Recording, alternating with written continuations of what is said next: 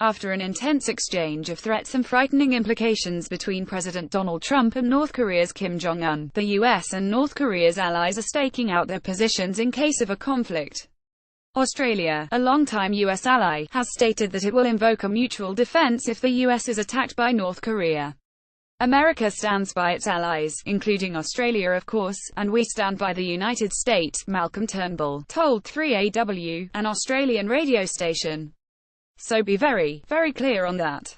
If there's an attack on the US, the ANZ-US treaty would be invoked and Australia would come to the aid of the United States, as America would come to our aid if we were attacked, Turnbull said, referencing a US-Australian mutual defense treaty.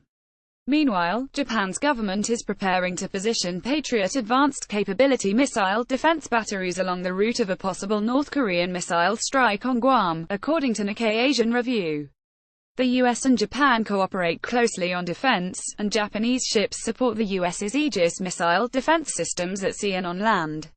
Together, the US and Japan could field a potent mix of missile defenses that an expert told Business Insider would have a 0.96 probability of knocking down a single North Korean missile. South Korea, often weary of US military deployments on its soil, has been considering an increase in US missile defenses while building bigger and better offensive weapons of its own. But in North Korea's corner, its main trading partner and treaty ally China, has sent a signal that it won't risk backing Pyongyang. Although it does not speak directly for the Chinese government, the state-run Global Times is strictly censored to contain no commentary that the Chinese Communist Party disagrees with. On Friday, the newspaper ran an editorial saying China should also make clear that if North Korea launches missiles that threaten US soil first and the US retaliate, China will stay neutral.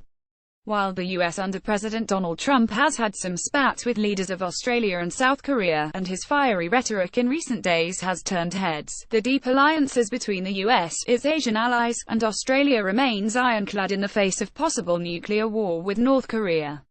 Cite highlights each day to your inbox.